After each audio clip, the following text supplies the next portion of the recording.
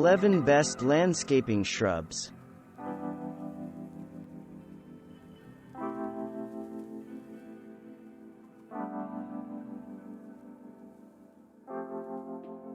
The pink flowering almond is a beautiful option, but the argument against this shrub is that it is a one-hit wonder, giving you color only in spring. Once its spring flowers drop off, the bush has little to offer. But its fundamental benefits may outweigh this drawback. It grows quickly, it holds up well during dry periods, and it puts on a spectacular floral display in spring.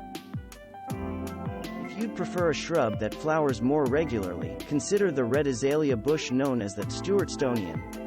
Because this bush is an evergreen, it has something to offer, namely, foliage even outside of its primetime periods. It is at its best both in spring, when it flowers, and in fall, when its leaves turn reddish. Another possible way to organize the varieties of landscaping shrubs is to focus on the time of bloom and/or which season they are valued for. In addition to winter, another challenging time of year in the landscape is late summer.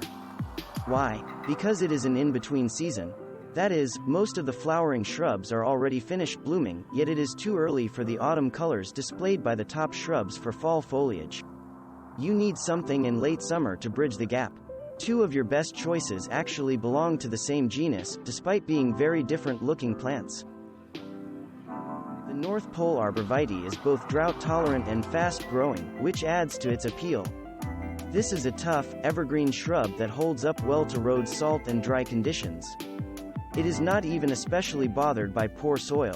Plant several in a row if you desire a privacy screen. Some shrubs have one special quality that sets them apart. They may not give you multi-season interest, but this special quality makes them must-haves. One such plant is the common lilac bush. What makes it so special?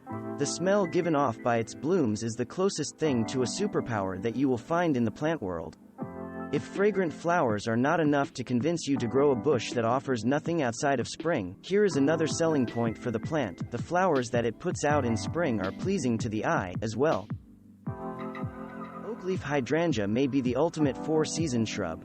It is at its peak in fall, when it gives even the best of the fall foliage trees a run for their money. It also bears large flower heads in summer.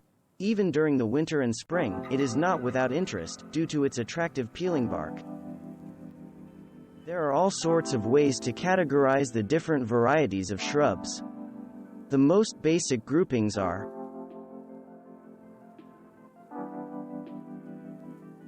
the evergreen group of shrubs is actually divided into two subgroups.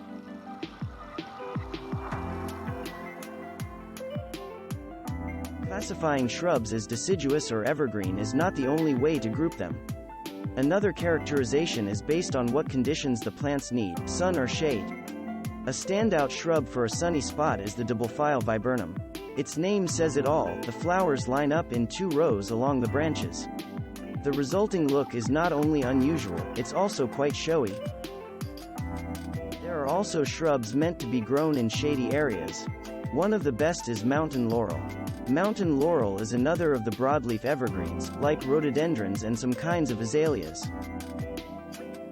Many shrubs are grown for their flowers, others for their foliage, and still others for multiple features. Red-Twig Dogwood is a bit different. As its common name suggests, it is valued for the color of its bark. As a bonus, the elegantissima cultivar sports bicolored leaves, green with white edges.